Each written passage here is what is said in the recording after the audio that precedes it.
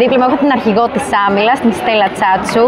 Αρχικά να σου ευχηθώ συγχαρητήρια και για το πρωτάθλημα και για την άνοδο. Θέλω να μου πεις αρχικά πώς αισθάνεσαι και το σχόλιο σου για όλη αυτή την πορεία, μιας και είσαι και αρχηγός και αντιπροσωπεύεις αυτή την ομάδα, για όλη αυτή την εξαιρετική πορεία που κάνατε όλη αυτή τη χρονιά με μεγάλη προσπάθεια και μεγάλο κόπο.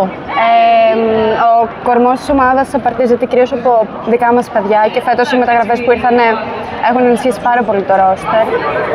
Έχουμε δουλέψει πάρα πολύ μέσα στη χρονιά, το θέλαμε πολύ, το πιστεύαμε πολύ και δικαιωθήκαμε στο τέλος, παρά τις δυσκολίες έτσι που είχαμε μέσα στη χρονιά. Αλλά το θέλαμε όλες μας, νομίζω, από την πρώτη μέχρι τη 15η του πάγκου, το θέλαμε πάρα πολύ όλες μας.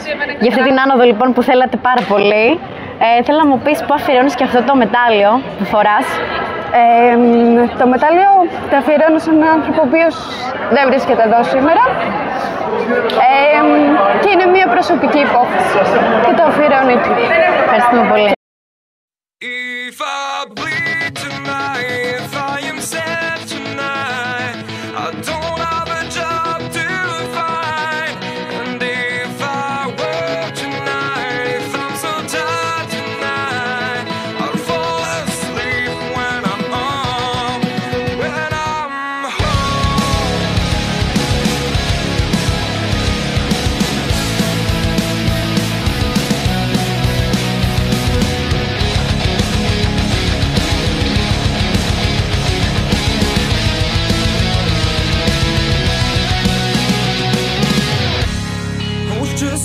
From here, focused on